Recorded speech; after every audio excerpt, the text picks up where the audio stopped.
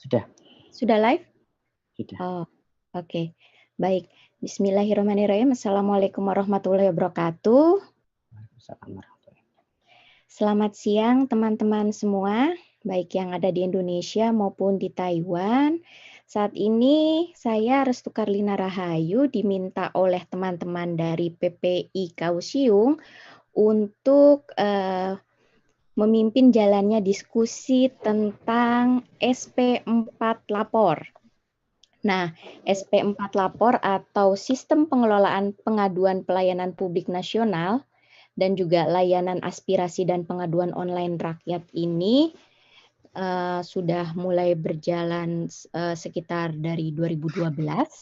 Lalu kemudian sudah menerima banyak sekali pengaduan dari masyarakat, pengaduan maupun aspirasi, dan tentu saja juga banyak pengaduan maupun aspirasi menarik yang nanti kemudian akan dijelaskan oleh narasumber kita pada siang hari ini.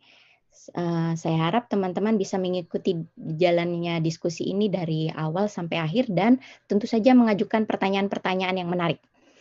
Kalau teman-teman biasanya suka curhat, mengeluh tentang pelayanan publik di media sosial, misalkan ada kemacetan atau ada jalan berlubang, lalu kemudian pasang status di Facebook, lalu kemudian macet lagi, jalan berlubang lagi, lalu hanya mengeluh di media sosial saja.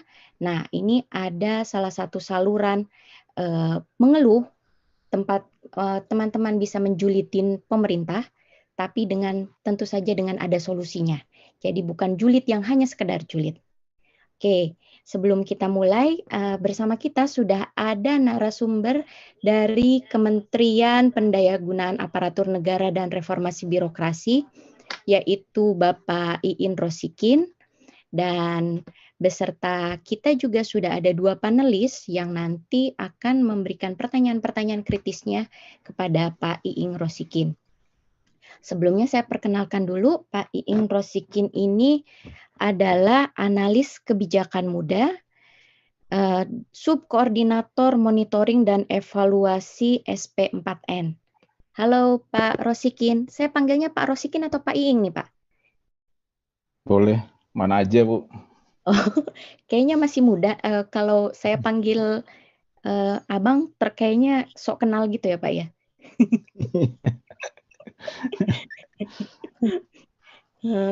Baiklah, kalau gitu Pak Rosikin saja ya Pak ya. Apa kabar Siap, Pak? Bu. Alhamdulillah baik Bu.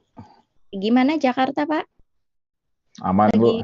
Oke, musim hujan atau musim panas Pak? Musim, kalau sekarang sih panas, kalau sore baru hujan. Oke. Bagaimana dengan situasi COVID di sana di Jakarta? Zona Kayaknya merah? angkanya sekarang kan gubernur juga positif Bu. Oh iya, saya juga baru baca berita tadi. Gubernur sama wagubnya juga positif kayaknya. Oke, ini situasi yang sangat memprihatinkan dari Indonesia Pak ya. Semoga angka COVID-nya cepat turun. Iya Bu, amin. Amin. Pak Rosikin, saya berikan kesempatan untuk Bapak memaparkan, menjelaskan kepada teman-teman audiens kita, baik yang ada di Taiwan maupun di Indonesia, mengenai apa itu SP4N Lapor, kenapa program ini muncul, dan apa sih urgensinya masyarakat itu untuk mau berpartisipasi di program pengaduan yang sekarang sudah diimplementasikan oleh Kemenpan RB. Monggo Pak, silakan.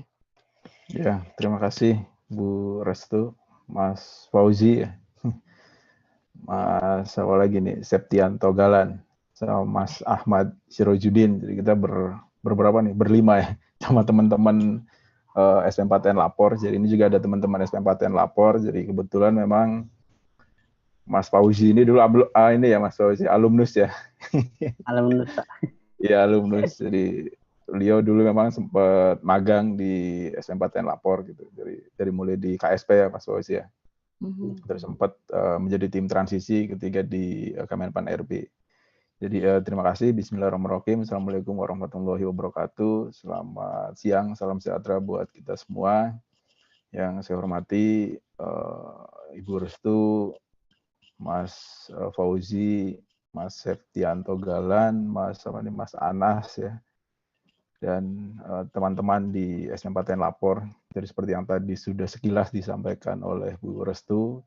Jadi terima kasih ini atas undangannya. Jadi kita bisa bersilaturahmi gitu ya, walaupun ya istilahnya jarak tidak menghalangi kita untuk bisa bersilaturahmi, dan mudah-mudahan ini juga bukan menjadi kali pertama kita untuk bersilaturahmi Bapak sekalian. Jadi terima kasih atas atensinya terkait dengan pengelolaan pengaduan, karena ya, sebagaimana kita ketahui juga rekan-rekan nanti sebagai kaum ya maksudnya kaum yang intelek gitu ya, nantinya kami harapkan nantinya memang bisa berpartisipasi aktif gitu dalam pengawasan pelayanan publik dalam hal ini melalui pengelolaan pengaduan SM4N. Jadi coba kami share screen dulu ya Mas terkait dengan. Tapi ini supaya nggak boring, saya biasanya kadang suka ini Bu, suka pantun. Jadi pantunnya walaupun agak garing ini pantunnya, betul. Mudah-mudahan biar agak semangat tuh. Menuntut ilmu sampai ke negeri Taiwan, tidak cukup bermodal pulpen dan kertas. Mari manfaatkan pengelolaan pengaduan untuk pelayanan publik yang berkualitas. Jadi intinya terkait dengan SM4N Lapor. Jadi ini awalnya memang mau disampaikan oleh Pak Yanwar gitu, tapi karena beliau berhalangan gitu, ada kegiatan lain, jadi mendisposisi ke saya. Jadi memang ini SM4N Lapor ini ya tujuan utamanya tadi Bu ingin kita kualitas pelayanan publik yang lebih baik gitu ya, dan berkeadilan bagi seluruh masyarakat gitu. Jadi karena kan aksesnya pelayanan publik ini kan khususnya bagi tujuannya itu atau goalnya itu ya bagi peningkatan kualitas pelayanan publik bagi yang berkeadilan gitu. Jadi masyarakat bisa mengakses, masyarakat bisa mendapatkan pelayanan publik yang berkeadilan gitu. Jadi baik itu dari tidak membeda-bedakan setiap pengguna layanan gitu ya. Jadi manapun berada, ya masyarakat bisa menerima atau mendapatkan pelayanan publik yang berkualitas yang diselenggarakan oleh instansi penyelenggara pelayanan publik, dalam hal ini sesuai dengan Undang-Undang Pelayanan Publik itu instansi pemerintah terutama ya. Jadi, nah urgensinya memang penanganan pengaduan ini sesuai dengan Undang-Undang 25 2009 gitu terkait dengan pelayanan publik, di mana di sana memang ada beberapa klausul gitu ya terkait dengan pengelolaan pengaduan. Jadi dasarnya pengelolaan pengaduan ini memang sebenarnya di Undang-Undang 25 itu lebih menitik beratkan terkait dengan pengaduan sesuai dengan standar pelayanan gitu. Jadi setiap unit penyelenggara pelayanan publik ini kan memang wajib untuk membuat standar pelayanan gitu. Jadi diurut dari di sana, nantinya kan masyarakat bisa mendapatkan informasi ketika dia akan mengurus satu perizinan misalkan atau satu dan lain hal terkait dengan instansi pemerintah, memang acuannya di standar pelayanan. Nah, biasanya memang di unsur standar pelayanan ini ada juga terkait dengan pengelolaan pengaduan. Jadi memang pengelolaan pengaduan ini sebenarnya merupakan kewajiban bagi seluruh instansi penyelenggara pelayanan publik, Bapak-Ibu sekalian. Jadi ini bukan lagi tugas tambahan, karena seringkali kan instansi pemerintah menganggap bahwa, atau unit penyelenggara pelayanan publik seringkali menganggap bahwa ini adalah tugas tambahan dan sebagainya, tapi kalau didasarkan lagi kita kembalikan ke Undang-Undang 25 terkait dengan tadi standar pelayanan, ada unsur di service delivery-nya terkait dengan pengelolaan pengaduan, terus ada beberapa pasal juga menyangkut terkait dengan pengelolaan pengaduan. Jadi sebenarnya pengelolaan pengaduan ini merupakan tugas wajib gitu, tugas pokok yang diselenggarakan oleh setiap unit penyelenggara pelayanan publik. Nah, kita di pengelolaan pengaduan ini memang ingin membuka ruang partisipasi masyarakat sebagai bentuk pengawasan gitu. Jadi kita ingin nantinya memang masyarakat sebagai pengguna layanan gitu, masyarakat sebagai objek dalam hal ini memang partisipasinya itu memang ditunggu gitu maksudnya. Jadi dalam hal ini melalui pengelolaan pengaduan gitu. Jadi karena kan di SM4N Lapor sendiri memang bukan hanya pengaduan gitu ya, nantinya saran, aspirasi, dan bingung dan tidak merasa dipingpong dan sebagainya gitu. Nah, tentunya memang tujuannya ya kita ingin peningkatan kualitas pelayanan publik itu, karena tujuan utama kita kan pengelola pengaduan ini sesuai dengan Undang-Undang 25 ya tentunya untuk meningkatkan kualitas pelayanan publik yang lebih baik gitu. Nah, kita juga ingin penyelenggara memberikan akses dan partisipasi bagi masyarakat gitu. Jadi kita juga ingin nantinya memang instansi penyelenggara ini tidak apatis misalkan terkait dengan masukan, saran atau aspirasi maupun aduan ketika disampaikan. Nah, kita buka kanal seluas-luasnya, nanti kita bisa berkomunikasi gitu. Karena intinya kan sebenarnya masyarakat pengguna ini juga kan ingin bisa ada feedback gitu ya, bisa berkomunikasi, terus ketika ada masukan dan sebagainya bisa langsung disampaikan. Terus nantinya ya komunikasi dua arah antara penyelenggara dalam hal ini instansi pemerintah dengan pengguna dalam hal ini masyarakat pengguna layar publiknya itu sendiri. Nah, ini kalau dari secara dasar hukum ya mungkin nanti bisa dibaca-baca gitu. Jadi terbaru itu ada Permenpan 46 tahun 2020, ini terkait dengan roadmap, jadi kami sudah ada roadmap-nya. Ini sebagai nantinya peta jalan pengembangan SP4N lapor gitu, bahwa 2020 ini mau ngapain, 2021 mau ngapain di level makro, meso maupun mikro ini sudah ada gitu. Jadi nantinya kita ke depannya arahnya bisa lebih jelas gitu dengan adanya roadmap ini gitu. Nah, ini kalau dari sisi instansi lembaga pengelolanya, ya kalau di instansi pusat ada Kemenpan selaku pembina layanan publik, terus ada pengendali program prioritas di KSP. Dalam hal ini memang terkait dengan sistem, memang sampai sekarang ini masih ada di KSP gitu. Jadi pengembangan sistem masih menjadi tanggung jawab KSP. Dan terkait dengan pengawas pelayanan publik, dalam hal ini ketika ada pengaduan yang tidak selesai dalam durasi tertentu sesuai dengan undang-undang, misalnya 60 hari kerja tidak selesai, nantinya memang menjadi ranahnya Ombudsman Republik Indonesia gitu untuk bisa menindaklanjuti dan menyelesaikan gitu pengaduan tersebut. Nah, ini prinsipnya, jadi kita mudah terpadu dan tuntas. Jadi yang mudah tentunya ya kita dengan SP4N lapor ini kan kita bisa adakan banyak kanal alternatif gitu ya, baik itu SMS, web, terus Android, iOS, terus kanal-kanal konvensional yang selama ini sudah ada di masing-masing instansi ini juga masih bisa dimanfaatkan gitu. Jadi nantinya tinggal diinputkan ke dalam SP4N, nanti seluruh datanya bisa ada di dalam satu server gitu. Jadi nantinya ketika akan diolah datanya itu nanti bisa lebih mudah gitu. Terus terkait dengan terpadu, ya kita memang sudah hampir seluruh kementerian lembaga ini memang sudah terhubung, dan nantinya memang ya tadi, jadi ketika ada pengaduan yang bukan menjadi kewenangannya, yang seringkali memang salah alamat, ya nantinya secara sistem ini bisa langsung tersampaikan ke instansi penyelenggaranya. Terus tuntas, ya tentunya memang kita ada indikator warna gitu yang menggambarkan bahwa prosesnya sudah sejauh mana gitu. Ketika belum selesai dan proses, nanti seluruh kriteria warna ini nanti menggambarkan, misalnya kalau merah itu masih belum ditindaklanjuti, kuning itu proses, hijau itu selesai. Ya, indikator ini nantinya ya bisa mempermudah, terutama dari sisi pimpinan juga nantinya bisa membaca melalui dashboard gitu. Jadi nantinya ini pimpinan nanti bisa terlibat langsung gitu dalam memantau pengelolaan pengaduan yang ada di instansinya. Nah, ini terkait dengan alur prosesnya, jadi kurang lebih memang bisnis prosesnya. Di pengaduan ini ada kendala atau ada permasalahan yang dialami oleh masyarakat gitu. Walaupun sebenarnya di lapor ini kan fokusnya di pelayanan publik gitu ya, tapi tidak menutup kemungkinan memang aduannya yang masuk ya bukan hanya di pelayanan publik, tapi termasuk kriminalitas, termasuk kalau di Undang-Undang Pelayanan Publik itu ya sebenarnya kan penyelenggara pelayanan publik itu ya instansi pemerintah yang dananya sebagian atau penuh itu dibiayai oleh pemerintah gitu. Tapi ya seringkali banyak juga yang pengaduan yang terkait dengan swasta juga disampaikan di lapor ini gitu.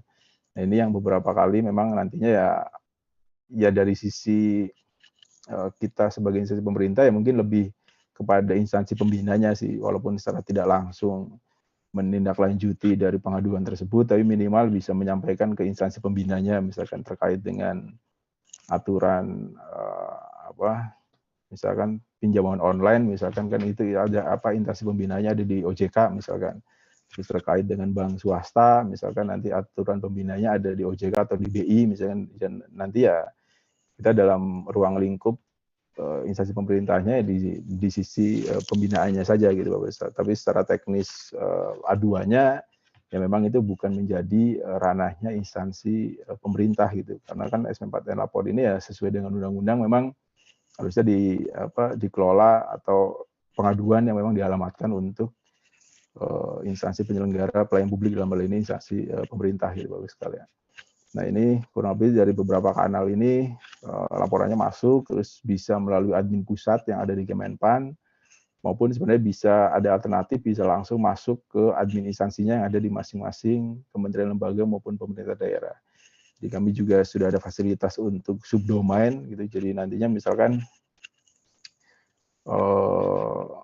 bandung.lapor.go.id atau kemendagri.lapor.go.id, atau nantinya bisa melalui verifikasi SMS, jadi nantinya pengaduan itu bisa langsung masuk ke instansi yang bersangkutan gitu tanpa harus ke Kemenpan terlebih dahulu. Jadi ini bisa mempercepat proses penyelesaian pengaduannya juga.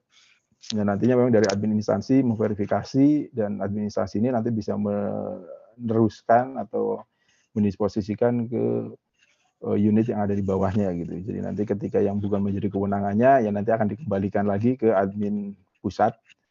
Jadi nantinya memang tidak ada laporan yang mandek gitu ketika nantinya memang aduan itu bukan menjadi kewenangannya, tapi secara otomatis nanti harus dikembalikan ke admin yang satu level yang ada di atasnya kembali gitu. Jadi siapa tahu kan nantinya ketika memverifikasi ternyata karena keterbatasan pengetahuan, misalkan oh ini sudah didisposisi ke unitnya gitu.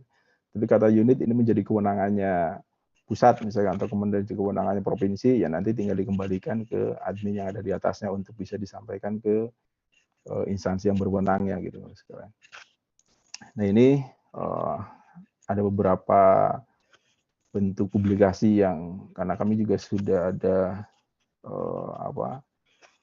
di media sosial, jadi nanti bisa follow di media sosial akun lapor ini gitu. Jadi nanti kita selalu update itu terkait dengan kita kontennya. Ini nanti beberapa konten yang setiap hari biasanya memang kami update konten gitu. Jadi terkait dengan misalkan hari-hari besar, terus terkait dengan beberapa, karena kan di media sosial ini kan memang harus selalu update gitu informasinya ya. Jadi jangan sampai nanti stuck, biasanya kan nanti followernya juga nanti akan lari gitu, misalkan unfollow dan sebagainya, sehingga memang kita dibantu oleh ada satu tim Mas Indra ini yang di tim komunikasi, memang biasanya memang selalu bikin agenda rutin untuk bisa mempublikasikan SP4N lapor ini di media sosial gitu. Jadi kita ada terkait dengan substansi apa saja gitu tiap hari atau tiap minggu dan sebagainya gitu. Nah, memang terkait dengan cara melapor ini memang menjadi concern tersendiri gitu ya, karena sebagaimana yang tadi disampaikan bahwa data di SP4N ini memang setengahnya lebih itu memang pengaduannya itu banyak yang diarsipkan gitu, karena aduannya itu memang ya tadi misalkan banyak yang kurang berkualitas, misalkan tidak memenuhi unsur pelaporan dan sebagainya, tidak ada unsur 5W1H, terus biasanya tidak jelas dan sebagainya, sehingga memang banyak yang diarsipkan gitu. Dan ini menjadi concern semua juga bagi kita juga nantinya untuk bisa menyampaikan ke masyarakat pengguna layanannya gitu.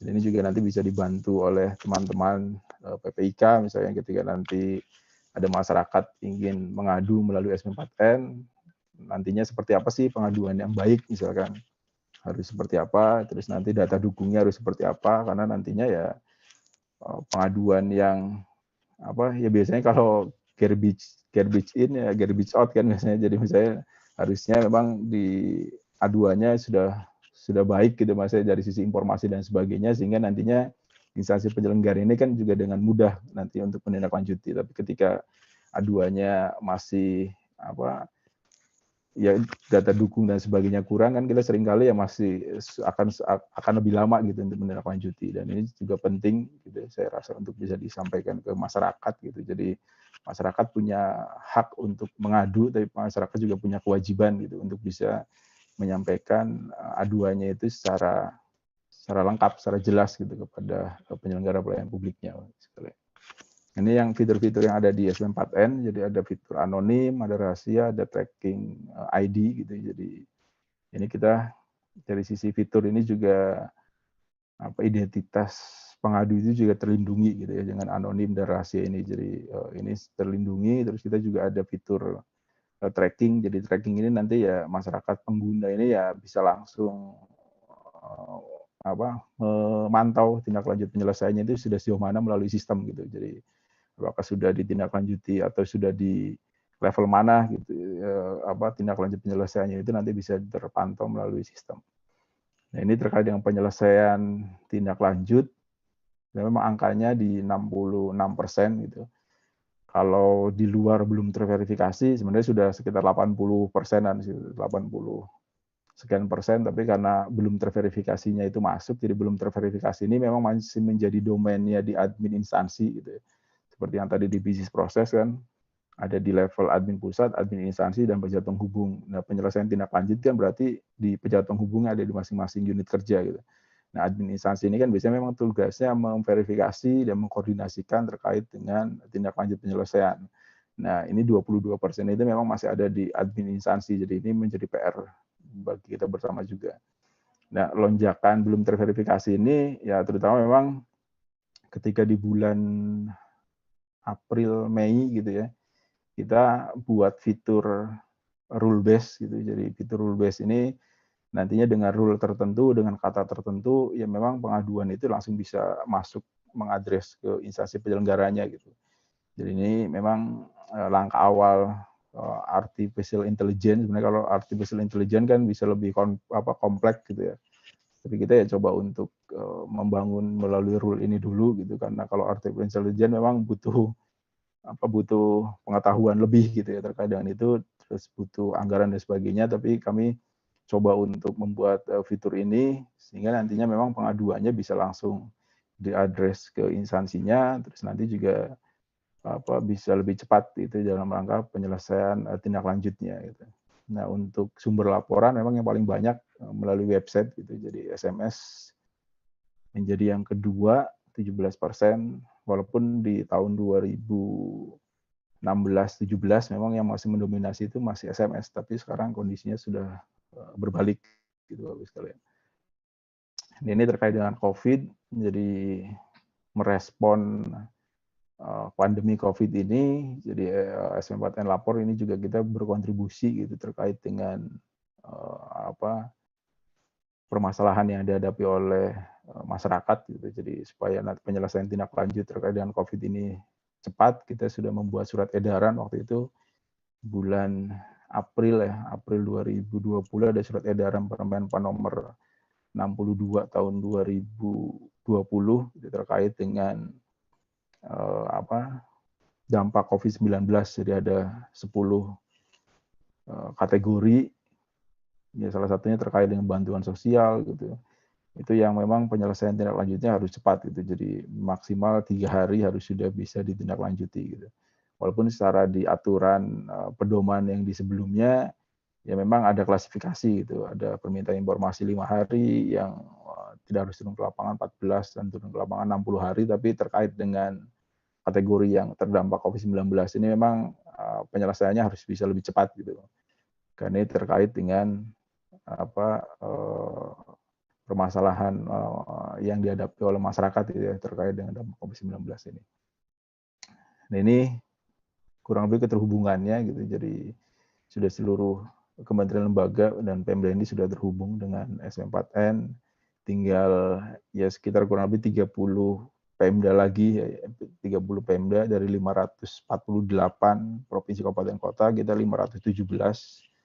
Jadi tinggal 31 lagi yang belum terhubung. Dan ini memang masih kurang lebih di wilayah timur sih, di wilayah Papua dan Papua Barat gitu ya. Karena memang kalau secara akses juga masih ada keterbatasan gitu. Nah, ini kisah sukses. Jadi kisah sukses ini juga memang seringkali dipublish juga melalui media sosial kami dan media sosial yang ada di kementerian lembaga maupun pemerintah daerah, untuk menyampaikan bahwa seperti apa sih kisah-kisah sukses yang sudah dilakukan gitu dan kita juga mengapresiasi apa yang sudah dilakukan oleh instansi penyelenggara pelayanan publik gitu maksudnya. Jadi bukan hanya ya tentunya memang di dalam sistem ini kan ya seringkali ada yang puas dan ada yang tidak puas gitu. Tapi kita menyampaikan hal-hal apa saja yang sudah sudah dilakukan dan itu dinyatakan puas oleh masyarakat gitu, kita bisa sampaikan gitu sebagai kisah sukses. Nah di SM4N Lapor ini juga kita ada rating penilaian gitu ya. Jadi nantinya ketika masyarakat sudah menggunakan atau sudah menyampaikan pengaduannya melalui SM4N Lapor, nantinya bisa memberikan rating bintang gitu 1 sampai 5 gitu. Jadi nanti ketika misalkan nilainya kurang dari 5, nanti ada beberapa 5 kategori apa saja yang kira-kira menjadi perhatian, misalkan dari sisi kualitas tindak lanjutnya atau dari sisi durasi lama waktu penyelesaiannya, atau misalkan dari sisi tata bahasanya yang kurang yang mesti diperbaiki, itu nanti bisa menjadi masukan bagi instansi penyelenggara pelayanan publiknya gitu. Jadi bisa responnya bisa lebih cepat gitu Bapak sekalian, dan ini bisa tergambarkan biasanya kan kalau survei yang dilakukan yang seperti biasanya kan responnya dan perlu durasi waktu yang lama gitu ya. Tapi kalau misalkan bisanya ada di sistem ini kan bisa lebih cepat dan bisa lebih segera untuk ditindaklanjuti gitu. Apa saja yang menjadi masukan dari masyarakat gitu. Ini kami juga sudah mengembangkan ini. Jadi nantinya mudah-mudahan ini juga ada beberapa fitur-fitur lain yang sedang dikembangkan untuk bisa meningkatkan kualitas dari pengelolaan pengaduan, baik itu dari sisi pengelola di internalnya maupun dari sisi masyarakatnya misalkan. Nah dari sisi internalnya misalnya kami juga sudah tahun ini mudah-mudahan di Desember ini akan meluncing juga terkait dengan versi Android untuk pengelola gitu, karena yang sekarang ini kan yang versi Android maupun iOS itu baru dari sisi pengguna masyarakat gitu ya. Tapi pengelola ini masih menggunakan web misalkan. Nah nantinya memang di tahun ini nanti admin pengelola itu bisa memanfaatkan Android maupun iOS gitu untuk mengelola supaya nanti tindak lanjut penyelesaiannya bisa lebih cepat gitu. Ini kurang lebih itu saja yang dapat disampaikan sebagai bahan awal diskusi ya. Jadi ini hanya sebagai informasi awal, jadi nanti silakan kalau mau apa yang didiskusikan dari kegiatan di siang hari ini. Mungkin itu saja yang dapat disampaikan. Jadi mohon maaf bila ada kekurangan. Bila itu hidayah. Wassalamualaikum warahmatullahi wabarakatuh. Waalaikumsalam warahmatullahi wabarakatuh. Baik, terima kasih Pak Rosikin atas paparannya yang singkat, jelas, padat. Dan saya yakin teman-teman sudah tidak sabar untuk memberikan pertanyaan. Karena biasanya kalau seperti Bu Tejo sukanya menggosip di belakang, atau teman-teman sudah apatis lebih dahulu, alah lapor palingan juga nggak diapa-apain. Nah, sekarang kita bisa coba buktikan apakah aplikasi atau platform ini bisa berjalan dengan efektif dan efisien atau tidak. Tapi sebelum kita memasuki pertanyaan teman-teman, sudah ada 2 panelis bersama kita saat ini, yaitu Mas Galan dan juga Mas Fauzi. Saya persilahkan terlebih dahulu kepada Mas Galan untuk memberikan komentar atau pertanyaan-pertanyaan terhadap tadi paparannya dari Pak Rosikin. Silakan Mas Galan. Terima kasih waktunya Bu Restu. Mohon izin Pak Rosikin, Mas Fauzi juga untuk mengawali mungkin sedikit, bukan pertanyaan ya, mungkin juga ini mungkin ya feedback lah, apa reaksi saya begitu setelah mendengar dan juga memperhatikan pemaparan dari Pak Rosikin. Tapi sebelumnya sudah nggak kalah dengan Pak Rosikin, saya juga mau pantun kalau boleh, menyumbang pantun bersama. Jadi kalau tadi pantunnya juga ini juga terkait dengan SP4N ya.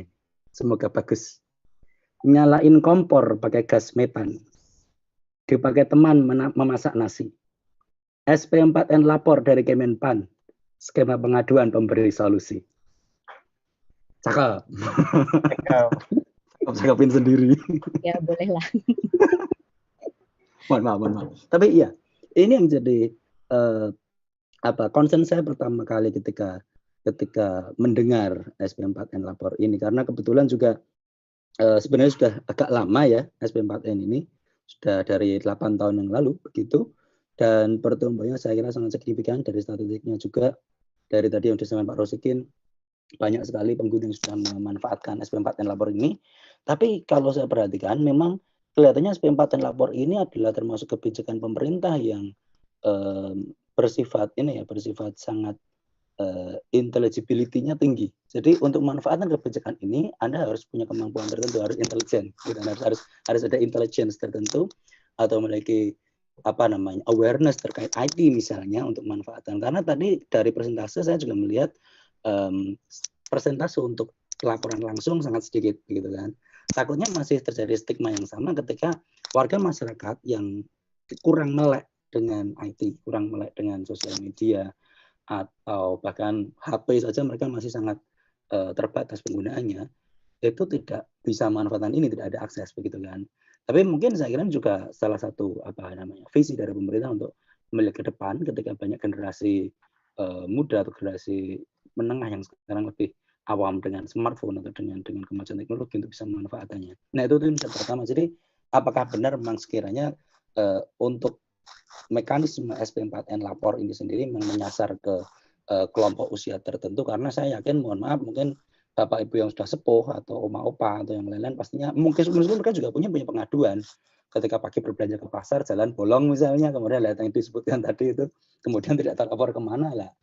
Melihat HP aja mungkin sudah terlalu silau atau bagaimana, mungkin juga ada kendala tersendiri. Untuk skema pelaporan langsung mungkin mereka juga masih bingung. Jadi apakah ada sasaran range tertentu untuk usia. Dan yang kedua yang menarik sebenarnya ini, saya tadi memperhatikan peta terkait sebaran laporan yang ada. Mayoritas saya lihat masih dari DKI dan Jawa Barat begitu, nomor 2 Jawa Tengah. Correct me if I'm wrong begitu, mohon maaf Pak. Jadi apakah sekilas tadi saya lihat seperti itu. Ini terkait mungkin juga apakah dengan sosialisasi dari SP4N Lapor ini sendiri memang apakah sekiranya perlu ditingkatkan lebih intensif lagi, karena saya kira ya kami pernah mendengar, saya sendiri merasa tergabung dalam golongan muda meskipun penampilannya mungkin juga tidak muda, saya tidak tahu lain. Jadi saya merasa sebagai golongan muda, saya pernah mendengar tentang SP4N ini, tapi untuk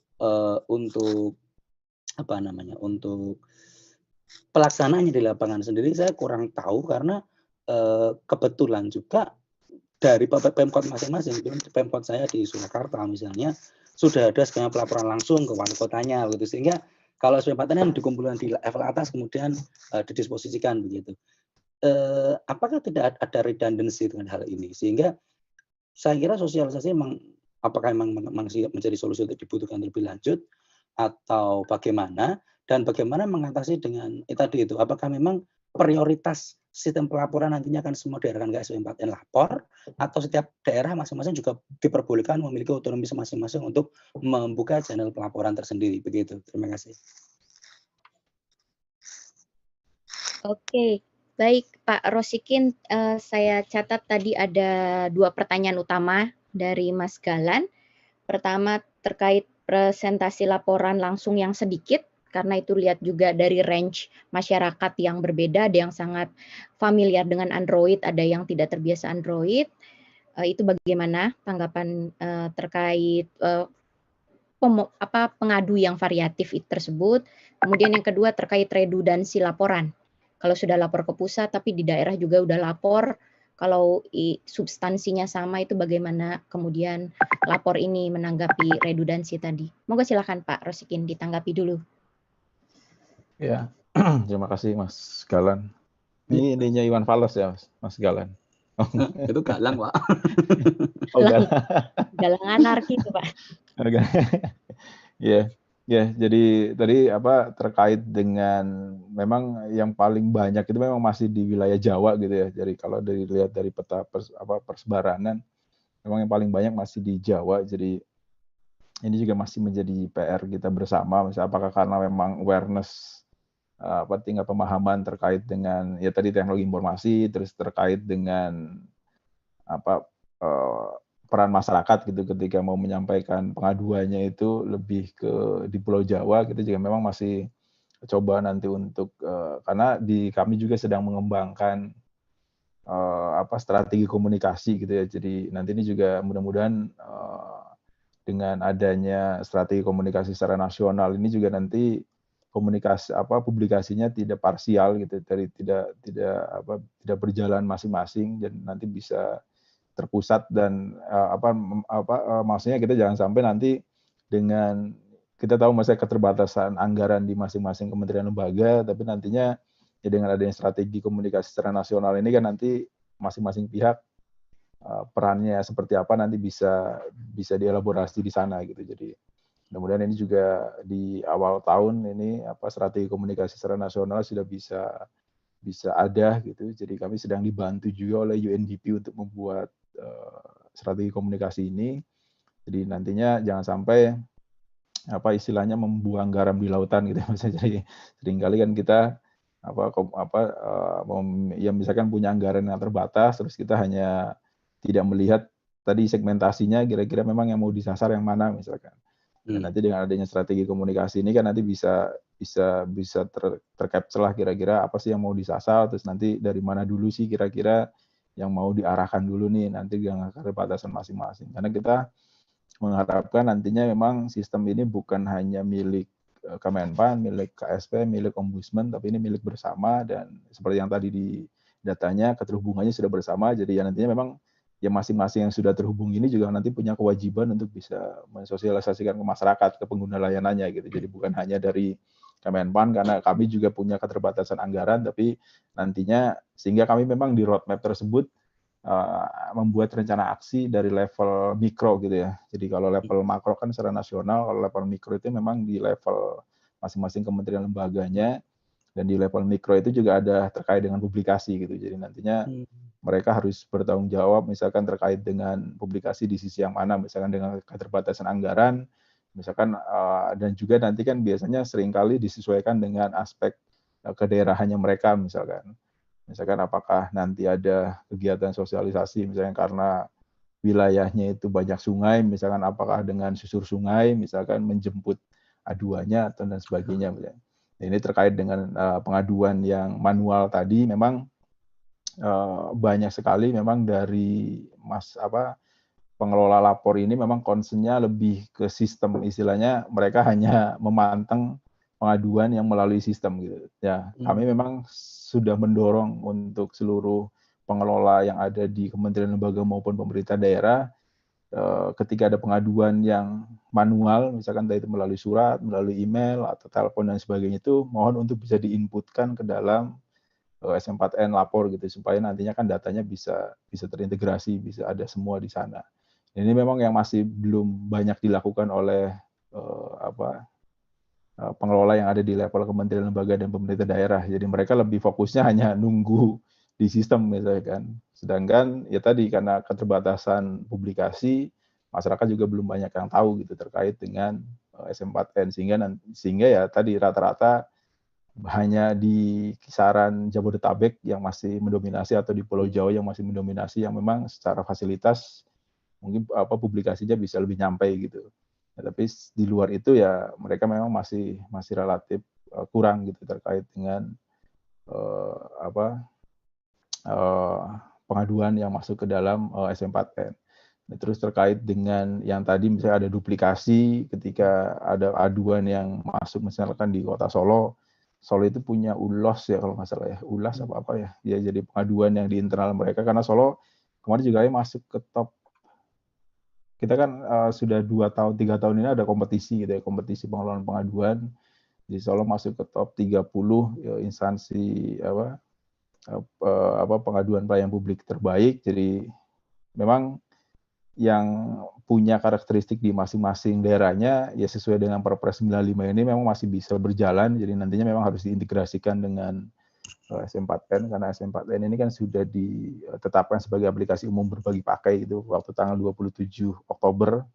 Jadi waktu itu diresmikan oleh Kemenko Polhukam bersama Kemenpan. Terus ya tadi sih sebenarnya meminimalisir tadi duplikasi. Jadi sebenarnya ketika sistemnya sudah terintegrasi kan, ketika ini sudah pernah diadukan di aplikasi yang lain dan itu sudah terintegrasi dengan lapor, ya harusnya sudah bisa terdeteksi gitu. Sehingga memang kenapa harus dibikin sistem secara nasional ini kan salah satunya ya meminimalisir tadi duplikasi, karena seringkali memang kita sebagai instansi penyelenggara pelayanan publik, dalam hal ini instansi penyelenggara di pemerintah, seringkali waktunya habis untuk menindaklanjuti sesuatu yang sama. Seringkali misalkan kadang ada dari inspektorat mana misalnya menanyakan hal A, misalnya 2 bulan, 3 bulan lagi dari Setnek nanyain hal yang sama gitu. Padahal ya mungkin karena itu seringkali kan masyarakat ketika mengadu itu dia menembuskan ke seluruh instansi itu. Jadi ke Setnek ditembuskan, ke Kemenpan ditembuskan, ke Presiden ditembuskan, ke Ombudsman ditembuskan. Ya ketika masing-masing menindaklanjuti, ya seringkali bulan ini yang datang Kemenpan, bulan depan yang datang Ombudsman, bulan ini yang datang siapa, padahal substansinya sama gitu. Ya, kita kan seringkali terjebak di sana gitu, sehingga memang ya seharusnya memang dengan adanya SP4N lapor ini ya duplikasi semacam itu bisa diminimalisir gitu, sehingga nantinya ketika itu sudah pernah ditindaklanjuti ya secara sistem itu sudah terdetek dan itu sudah ada jawabannya gitu maksudnya. Jadi nantinya ketika instansi lain yang mau melihat bahwa tindak lanjutnya sudah sampai mana ya tinggal melihat ID trackingnya itu sudah ditindaklanjuti apa belum gitu, kurangnya di mana ya tinggal di sisi itu saja gitu, tidak harus mengulang dari awal gitu, sehingga nantinya memang research sumber daya yang dari instansi ini seringkali ya habis untuk satu hal yang sama sih. Ini kurang lebih itu, Bu Mas Galan dan Bu Restu. Terima kasih. Terima kasih sekali Pak keterangannya. Oh ya, tadi ulas Pak. Pondit layanan ulas. Ya, ulas. Ya. Oke, cukup jelas Mas Galan ya. Nanti saya masuk dulu ke Mas Fauzi, lalu kemudian pertanyaan dari teman-teman. Nanti kalau kita ada waktu, Mas Galan bisa memberikan feedback lagi atas jawaban Pak Rosikin ya Mas ya. Oke, baik. Sekarang silakan Mas Fauzi, kalau ada feedback atau pertanyaan untuk paparan dari Pak Rosikin terkait lapor. Ya. Terima kasih waktunya Bu Restu. Selamat siang, selamat sore. Assalamualaikum Pak Rosikin. Terima kasih atas waktunya untuk bergabung bersama beberapa dengan PPIK. Mungkin kebetulan saya mendapatkan amanat dari PPIK Osyung untuk menjadi salah satu panelis. Mungkin saya akan lebih memberikan komentar atau pertanyaan ke sistemnya Pak Rosikin. Tadi sempat Pak Rosikin juga menyampaikan bahwa beberapa pemerintah daerah atau instansi kan juga memiliki aplikasi-aplikasi sendiri yang sebenarnya fungsinya sama, yaitu untuk mengumpulkan, untuk mewadahi pengaduan aspirasi masyarakat. Begitu. Kemudian dulu juga sempat kita diskusikan bersama bahwa aplikasi-aplikasi yang sudah ada di pemerintah daerah, di instansi-instansi itu yang sudah ada tidak perlu dihilangkan, tapi diintegrasikan dengan SP4N lapor yang ada di pusat. Nah mungkin ini sebenarnya saya lebih ke bagaimana progres dari integrasi yang sekarang terkait aplikasi-aplikasi yang sudah dimiliki oleh pemerintah daerah yang terhubung atau terintegrasi sekarang dengan SP4 lapor. Itu yang pertama. Terkait sistem yang kedua adalah lapor setiap hari kurang lebih ada tadi sebutkan 500 atau 400 pengaduan baik dari SMS atau website dan sebagainya. Artinya nanti kan ada suatu resource yang banyak berupa data sejauh mana data yang diperoleh atau disimpan oleh lapor ini dapat dikelola dengan baik, mungkin dapat dimanfaatkan dengan baik oleh instansi-instansi tertentu, mungkin sebagai pengambil keputusan atau pengambil kebijakan. Mungkin itu dari saya, Bu Restu. Terima kasih atas kesempatannya. Terima kasih juga Pak Rosikin. Oke, baik. Terima kasih Mas Fauzi untuk dua pertanyaannya. Yang pertama terkait integrasi antara aplikasi pengaduan yang ada di pusat dan di daerah ini sudah sampai sejauh mana progres integrasinya, Pak? Kemudian yang kedua itu 574 aduan tiap hari. Pusing ya, Pak ya. Banyak sekali aduan. Tapi kalau untuk melihat jumlah populasi Indonesia yang 200 juta lebih mungkin ya relatif tidak terlalu banyak 574. Nah, bagaimana ini data ini kemudian diapakan nih, Pak? Silakan, monggo Pak Rosikin.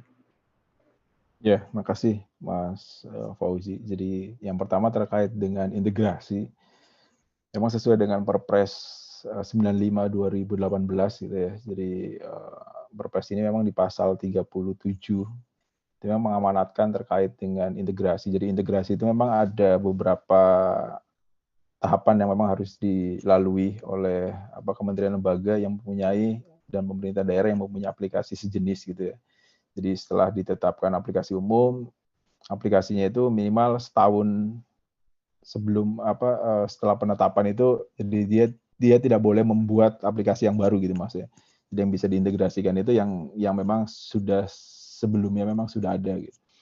Nah, terus di pasal 37 itu juga menyebutkan terkait dengan syarat lain gitu ya, terkait dengan standar bisnis proses, terus standar keamanan, terus standar teknologi, terus standar data. Jadi ada 4 standar inilah yang memang nantinya harus dipenuhi oleh aplikasi sejenis yang nanti harus ketika mau diintegrasikan dengan SM4N.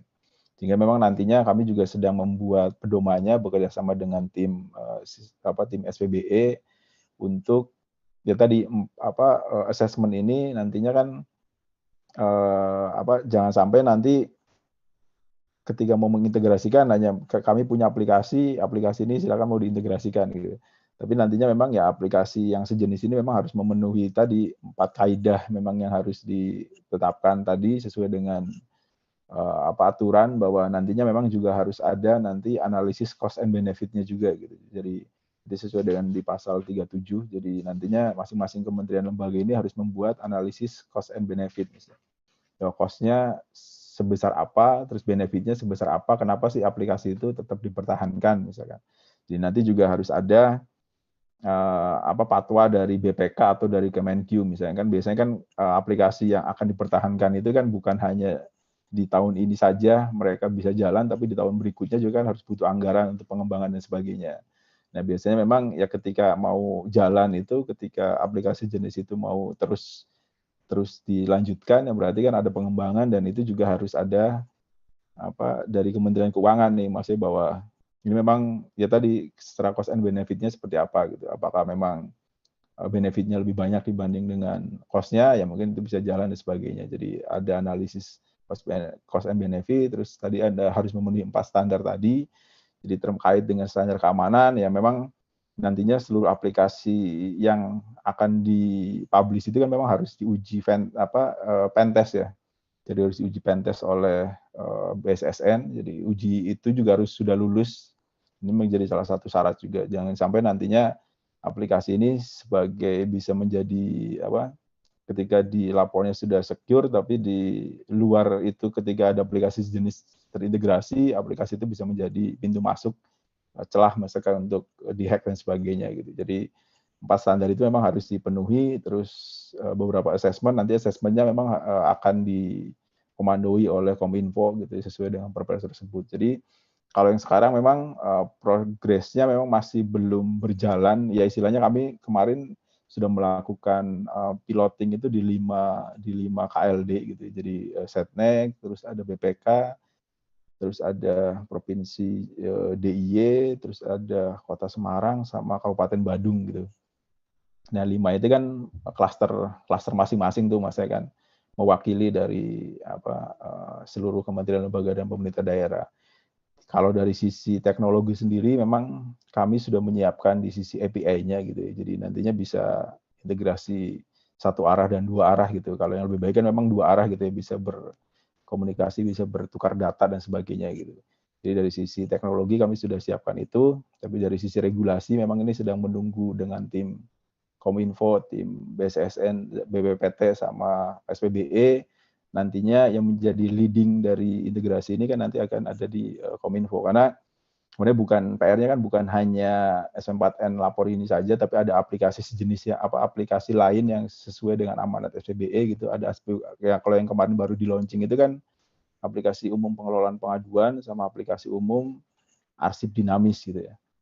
Ya, aplikasi umum yang sejenis lainnya terkait dengan kepegawaian, terkait dengan perencanaan, ini juga kan ada klausul untuk bisa diintegrasikan. Jadi dokumennya ya kurang lebih, assessment-nya kurang lebih hampir sama gitu. Jadi nantinya memang walaupun secara yang lead pertama kali memang yang sudah siap dari sisi teknologinya memang di SM4N gitu. Tapi kita juga karena kita ada aplikasi sejenis yang lain gitu, aplikasi umum yang lain, ya tentunya memang ini masih menunggu dari tim Kominfo gitu. Tapi secara teknologi memang kami sudah menyiapkan tadi si API-nya kami sudah siapkan itu mau baik itu satu arah maupun dua arah, nanti tinggal dari sisi pedomannya. Karena sebenarnya tujuannya sih nantinya ya lambat laun memang aplikasi sejenisnya itu memang ya harus mau nggak mau memang karena sudah ditetapkan ada aplikasi umum ya nantinya memang harus ke aplikasi umum semua gitu.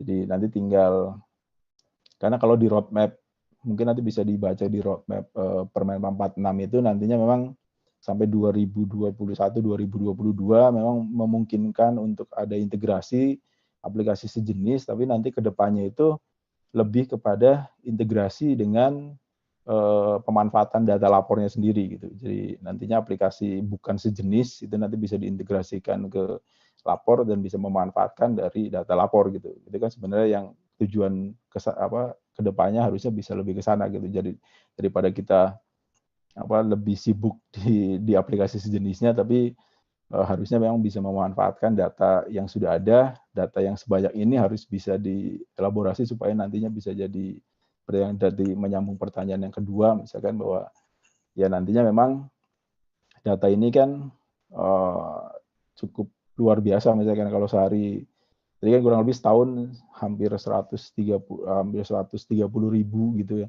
Dan ini juga memang harus bisa dimanfaatkan, misalnya pemanfaatannya ya tentunya memang dikembalikan ke masing-masing instansi penyelenggaranya, tapi berdasarkan beberapa informasi yang kemarin sempat ada di kompetisi, misalkan kompetisi itu kan kemarin beberapa kepala daerahnya misalnya hadir dan mereka menyampaikan terkait dengan pemanfaatan data misalkan untuk perbaikan kebijakan, misalkan perbaikan program, misalkan terus untuk beberapa hal lain yang ini memang sumbernya dari pengaduan yang masuk ke instansinya gitu. Jadi ini juga sudah, karena sebenarnya isunya kan kalau yang sekarang ini kita kemarin di roadmap pertama itu kan ada 2015 2019 gitu ya sampai 2020 sebenarnya kita isunya lebih ke keterhubungan gitu ya.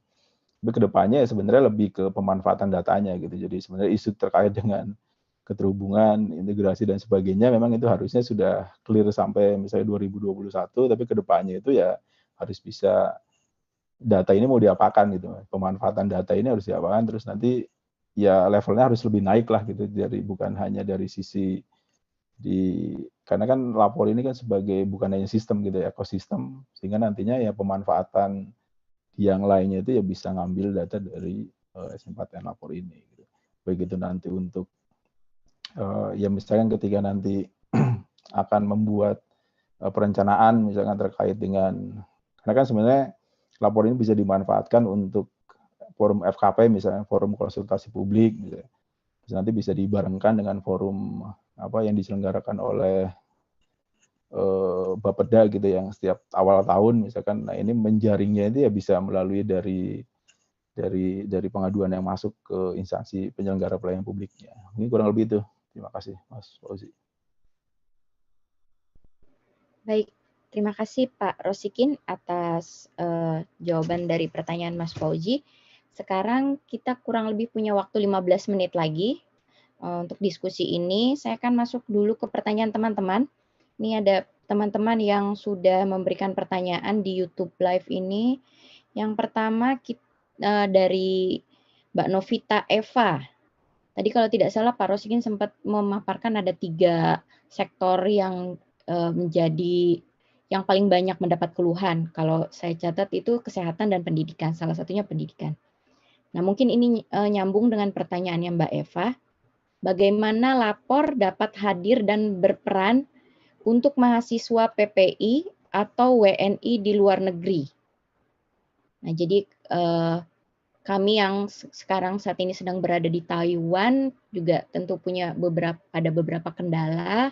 Lalu kemudian ya bagaimana lapor ini bisa membantu warga negara Indonesia yang memiliki beberapa kendala di luar negeri. Sampai sejauh mana lapor ini bisa membantu warga negara Indonesia yang ada di luar. Itu pertanyaan yang pertama Pak dari Eva, Novita Eva. Yang kedua ini dari Arya Dava.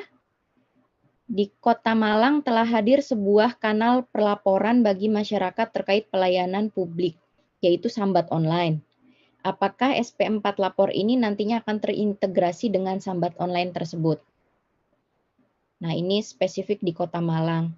Tadi kalau sebetulnya dari paparannya Pak Rosikin harusnya sih terintegrasi semua ya Pak ya. Tapi tentu saja melihat cost and benefit analysis tadi, apakah nanti assessment-nya ini sambat online ini lebih baik dilanjutkan atau tidak. Tapi mungkin Pak Rosikin punya pendapat tentang sambat online yang dari Kota Malang ini. Kemudian satu lagi sebelum untuk sesi pertama ini dari Anissa Mulyani. Bagaimana mekanisme dan kriteria yang harus dipenuhi pihak pelapor agar data yang dikirim dapat terverifikasi? Nah, tadi kan Bapak sempat jelaskan hampir setengahnya itu masuk arsip ya Pak. 37.000 itu jumlah laporan masuk arsip karena karena laporannya tidak tersampaikan dengan baik atau tidak jelas. Sehingga pada akhirnya tidak bisa ditindaklanjuti. Nah, contohnya Bapak bisa memberikan contoh laporan yang baik dan nanti dijamin terverifikasi, tidak dijamin sih, tapi kemungkinan besar terverifikasi itu contohnya seperti apa? Monggo Pak, 3 dulu. Ya, terima kasih. Jadi terkait dengan yang pertanyaan pertama gitu, seperti apa sih pemanfaatan lapor misalnya bagi ini ya rekan-rekan mahasiswa yang ada di luar negeri itu PPI. Jadi ini juga nanti bisa dimanfaatkan. Kebetulan memang Kemenlu juga sudah terhubung dan hampir seluruh KJRI dan KBRI di luar itu sudah sekitar 100 sekian itu memang sudah ada akunnya gitu. Jadi mereka sudah menjadi pejabat penghubung. Jadi admin instansinya ada di biro, ada di Inspektorat Kemenlu sama Biro Humasnya. Terus pejabat penghubungnya ada di masing-masing KBRI maupun KJRI gitu. Ini nanti bisa dimanfaatkan karena ya pengaduan terkait dengan ya misalkan terkait dengan warga negara yang ada di luar ini juga lumayan cukup banyak gitu ya. Jadi responnya juga dari Kemenlu juga cukup cepat gitu. Jadi terkait dengan aduan-aduan warga negara yang ada di luar ini juga direspon oleh Kemenlu gitu. Jadi kami informasikan tadi jadi seluruh KBRI maupun KJRI memang sudah terhubung dan ketika nanti rekan-rekan misalkan akan menyampaikan pengaduan terkait dengan beberapa hal gitu ya terkait dengan pelayanan publik misalnya atau terkait dengan apapun nantinya bisa disampaikan ke lapor nanti secara sistem kami akan meneruskan ke masing-masing di Kemenlu-nya misalnya baik itu ke KBRI maupun ke KJRI-nya. Terus yang kedua tadi terkait dengan integrasi ya, jadi Sambat Malang gitu. Jadi Sambat ini memang ya kurang lebih memang sudah beberapa tahun ini memang sudah sempat dikomunikasikan gitu ya dengan kami. Ya tadi sih maksudnya jadi ada beberapa KLD yang memang sudah mengkomunikasikan untuk diintegrasikan, cuman kami ya menunggu terkait dengan pedomannya, jadi supaya kami tidak melakukan kerja 2 kali, ya kami tunggu pedoman terkait dengan integrasinya, karena nanti kan yang memutuskan itu dari sisi kewenangan Kominfo gitu ya. Jadi walaupun yang mengeksekusinya kami, jadi nanti apakah aplikasi itu bisa diintegrasikan atau tidak gitu. Tapi memang pengelolaan SM4N lapor di Malang ini juga cukup baik gitu. Jadi di Kota Malang tahun kemarin masuk ke top 30. Kalau tahun ini kebetulan memang Kabupaten Malangnya gitu yang masuk ke top 30 gitu. Jadi ya secara pengelolaan memang itu sudah ya, tadi memang tinggal PR-nya ya ketika mengintegrasikan 2 sistemnya itu sih. Jadi tapi kalaupun misalkan dari sisi pengelolaan memang Kota Malang maupun Kabupaten Malang ini memang sudah kalau di SP4N gitu ya ini memang sudah cukup bagus gitu. Jadi hampir 80-90% seluruh pengaduannya itu memang sudah ditindaklanjuti di SM4N gitu. Tapi tadi terkait dengan PR integrasi ya nanti kami menunggu terkait dengan pedomannya dulu. Nanti setelah pedoman itu tadi ada beberapa hal yang terkait dengan assessment. Setelah itu selesai ya kami akan menindaklanjuti gitu hasilnya apakah tetap lanjut atau menghentikan aplikasi yang sejenisnya dan hanya menggunakan SM4N lapor. Terus yang ketiga tadi terkait dengan kriteria untuk laporan pengaduan yang baik ya. Jadi kriteria itu memang ya harus mengandung 5W1H gitu. Jadi unsur 5W1H-nya itu memang jelas gitu Mas ya. Jadi di mananya, kapan gitu, terus siapa, kalaupun misalkan memang melibatkan oknum itu siapanya, itu memang terus apa yang mau dijadikannya memang harus jelas gitu. Dari 5W1H-nya jelas itu yang pertama. Terus yang kedua terkait dengan bukti, misalkan tadi ketika memang ada bukti terkait dengan misalkan jalan, ya lebih baik misalkan jangan sampai instansi penyelenggara itu memvalidasinya itu harus ngecek dari jalan, sepanjang jalannya itu ada 5 kilo misalnya. Itu kan nggak mungkin dijak itu. Tapi kalau spotnya sudah ditentukan kan lebih jelas gitu Mas. Jadi di daerah sekitar sini terus ada fotonya, kan nanti kan petugasnya oh ini daerah sekitar sini gitu. Jadi bisa langsung menyelesaikan pengaduannya gitu, bukan memverifikasi yang di mana nih, kita nyari dulu dan sebagainya gitu. Kalaupun misalkan dimungkinkan tadi ada foto, misalkan itu bisa disampaikan, atau dokumen lain yang memang untuk bisa memperkuat terkait dengan pengaduan tersebut, ini nanti bisa disampaikan gitu, sehingga nantinya ya instansi penyelenggaranya bisa lebih cepat untuk menindaklanjutinya. Mungkin kurang lebih itu sih. Terima kasih. Ini dari teman-teman ada satu pertanyaan lagi Pak. Dari Didi Rahmawan. Apakah SP4N Lapor yang bekerja sama dengan KOICA nantinya akan menyerupai e-people di Korea Selatan? Bagaimana bentuk penyesuaiannya sesuai roadmap terbaru terhadap kondisi negara kita? Wah, ini udah ada sampai yang tahu di e-people di Korea Selatan nih Pak. Mungkin salah satu pecinta K-pop, apakah Indonesia nanti kira-kira akan mengikuti e-people di Korea Pak? Monggo silakan. Ya, terima kasih. Sebenarnya kalau dari sisi kompleksitasnya, kita kan memang ada 17.000 pulau gitu ya. Kalau Korea kan hanya 1 pulau gitu. Ya saya rasa memang ya dari sisi infrastrukturnya juga memang berbeda gitu. Jadi dari sisi kementeriannya juga berbeda yang menanganinya. Tapi memang kita ya dengan bantuan KOICA ini ya memang tentunya kita nanti bisa belajar lebih banyak dari sana gitu. Jadi walaupun ya tidak seluruhnya plek sih nantinya, maksudnya apakah kayak e-people dan sebagainya. Tapi ya prinsipnya kita SP4N Lapor ini ya kedepannya harus semakin lebih baik dan bisa mengakomodir pengelolaan pengaduan, ya terutama dari masyarakat ya, supaya bisa tuntas dan nanti masyarakat bisa penyelesaian pengaduannya bisa lebih jelas gitu dan secara waktu dan sebagainya gitu. Nah, kalaupun misalkan karena kan memang secara prinsip ya e-people juga kan memang national blending system gitu ya. Jadi sistemnya hanya satu dan itu bisa dimanfaatkan oleh semuanya. Ya, kurang lebih memang sama, tapi kita juga tidak seplek gitu sih nantinya misalnya. Kalau sistemnya sendiri ya seperti yang sekarang sudah berjalan melalui SP4N, tapi nanti dari sisi bisnis proses atau dari sisi mana ya nanti mungkin ketika ada hal-hal baru yang bisa diambil gitu, nanti ya bisa disesuaikan dengan yang ada di SP4N Lapor ini. Tapi kita ya prinsipnya ya sebanyak mungkin sih kita coba untuk referensi itu gitu ya, jadi nanti bisa diambil, terus yang baiknya yang bisa karena kan tidak semua sistem yang baik di satu negara itu bisa langsung diimplementasi di kita maksudnya. Jadi ya kurang lebih seperti itu sih, nanti bisa jadi kerjasama ini juga ya sebenarnya merupakan apresiasi juga sih bagi kita, maksudnya bahwa lembaga donor lain misalnya kan, karena kita sudah di SP4N Lapor ini kan dari tahun 2016 ya USAID sudah masuk gitu, terus ada GIZ transformasi dari Jerman itu sudah masuk, terus ini KOICA UNDP juga sudah masuk, kan berarti memang ya mereka percaya gitu akan program ini gitu, sehingga mereka memberikan bantuannya gitu. Mungkin itu, makasih. Oke, itu ya Mas Didi Rahmawan. Jadi memang nggak plek-ketiplek seperti video klipnya Via Valen mungkin ya, tapi ada beberapa hal yang baik yang dari e-people yang bisa diambil di Indonesia, tentu saja disesuaikan dengan konteks dan kebutuhan Indonesia. Oke, nah mengingat waktu kita sudah habis, dari Mas Galan atau Mas Fauzi ada yang mau disampaikan sebelum saya serahkan ke Pak Rosikin untuk closing statement sebelum kita diskusi ini? Mungkin satu aja, Bu. Mohon Boleh. izin.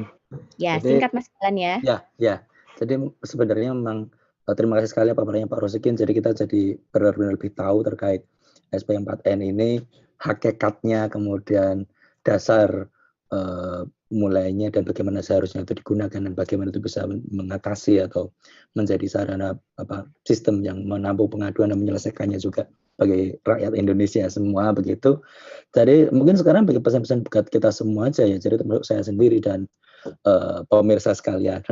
Jadi yang paling penting adalah bagaimana supaya ini bisa membumi, bisa tersosialisasikan dengan baik. Jadi sebagai tugas sebagai rakyat juga tentunya kan pasti menyebarkan juga kalau apa yang baik, ini inisiatif atau mungkin insentif dari pemerintah yang baik, tentunya kita sebarkan, kita manfaatkan supaya bisa menjadi kemaslahatan bagi rakyat Indonesia semua seperti itu. Jadi mungkin memang itu tugas selanjutnya sih. Dan sekali lagi terima kasih, matur nuwun. Baik, terima kasih Mas Galan.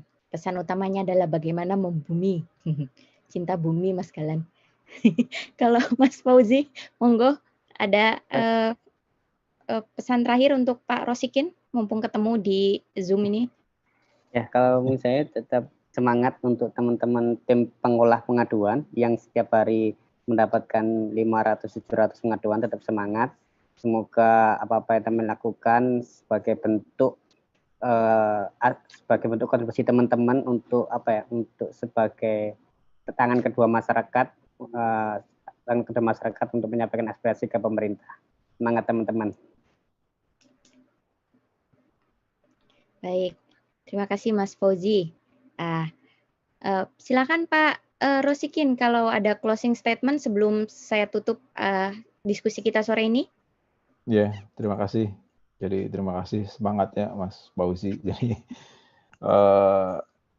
jadi kami juga insya Allah akan tetap semangat gitu mengawal terkait dengan pengelolaan SP4N lapor ini. Jadi mudah-mudahan juga ke depannya bisa lebih baik sesuai dengan amanat yang sudah dibuat di peta jalan 2020-2024. Mudah-mudahan juga ya dengan penetapan SP4N lapor ini sebagai aplikasi umum berbagi pakai, ya nantinya pemanfaatannya juga bisa lebih maksimal.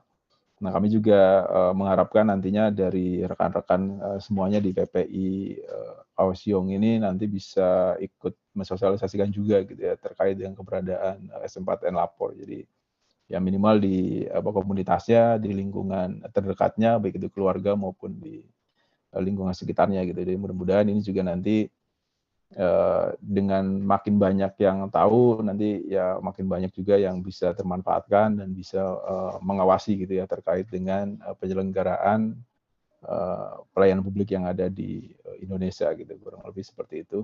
Jadi karena awalnya dibuka dengan pantun, saya pantun lagi campur. Jadi pantunnya ini, odading mang oleh kue asal Bandung yang tersohor.